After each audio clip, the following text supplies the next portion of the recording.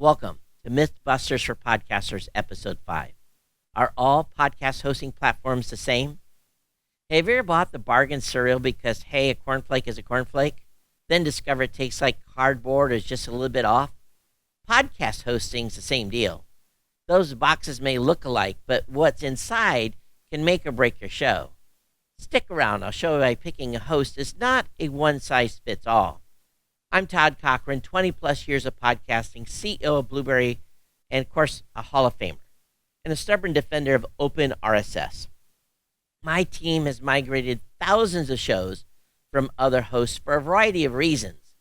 Believe me, the difference jumps out once you've sifted through enough cereal dust. And some of that dust is pretty bad.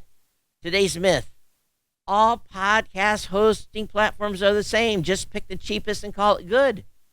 New podcasters are worried about distribution. That's the only thing equal among hosts, but they should be worried about reliability, analytics, and features.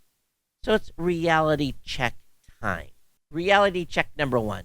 Feature parity's not even close amongst hosts. New feature adoption is essential. Most hosts are stagnant in advancing the features podcasters need.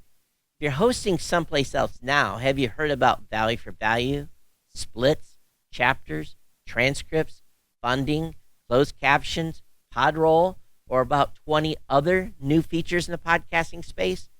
These are just a few of the features your host must have in modern-day podcasting. Some hosts have begun adding a few of these features, but most are already 2 years behind.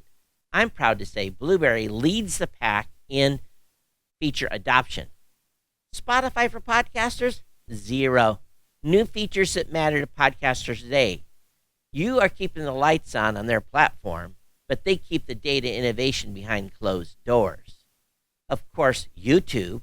Well, YouTube is technically not even a podcast host. It copies your audio, turns it in video, and then they call it a podcast. But it's really just a YouTube channel. Bottom line, if you care about future-proof design and open standards, podcast hosts diverge fast. Here's reality check number 2. Analytics are not created equal. Only some hosts are IAB Tech Lab certified for measurement accuracy. Blueberry is one of them. In fact, we helped design this spec going back to 2008 and has met the IAB spec certification since then, providing deep data such as episode comparison, long-tail listening, follower details, platform breakdowns, providing actual information, and much, much more. A host needs certified stats to authenticate data so you as a podcaster can determine what you're going to do with your show and monetize correctly. Reality check number 3, reliability and control. And this is a big one. It really, really is. Solid hosts run on premium CDNs with 99% uptime. I was recently talking to a brand new entrant in the podcast hosting space, and they were running their entire operation on 4 servers. And believe me, they won't have a problem until they have a problem, and then it's going to get very ugly. But a good host will let you redirect or download your entire library at any time. Some free hosts and even some paid hosts throttle speed, download sample audio, or insert ads you don't approve. Spotify for podcasters require you to import your feed. Miss the redirect step, and a new episode vanishes from the open web. When YouTube ingests your show, your hosting stats go blind. You cede listener data to Google. If you value ownership and portability, host choice is critical. Here's reality check number 4, support in ecosystem. Blueberry and Buzzsprout boast real human email, but only Blueberry has a support number that you can call and talk to an actual podcaster who is actually an also support team member. Some budget hosts route you to community forums or worse, an FAQ maze. Need WordPress integration? PowerPress versus do it yourself, embed hacks elsewhere, we're the choice. Need dynamic ad insertion or private RSS? Again, services vary widely between hosts. Why this myth persists? Pricing really is the key. A $0 plan looks tempting until you're now the product and your brand is diminished by terms of service and service limitations and lock-ins. or really just being kind of stuck in a walled vertical garden. Spotify and YouTube aggressively market themselves. Newcomers often assume that big company equals big host. Oftentimes, it means a big company equals lost and confused. In other words, you're just amongst millions of others. Of course, buzzwords like unlimited hosting or advanced stats blur real capabilities. Unless you dig, you won't notice features missing or uncertified analytics. Here's my take, and here's how to pick the right host. Own your feed.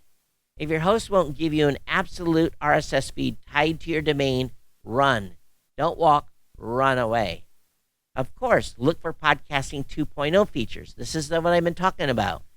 These features are, again, value for value, chapters, transcripts, a total of like 30 total today. These keep your show future ready. And of course, demand certified analytics. If it's not IB compliant, sponsors are going to balk. Check for support. Sometimes you just need to call a friend. It really do.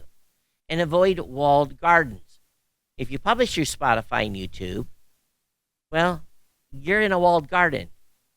You don't want to be exclusive or locked into them. Your primary host should remain platform agnostic, and then you can have your show on Spotify and YouTube. It's really simple. Again, avoid those walled gardens.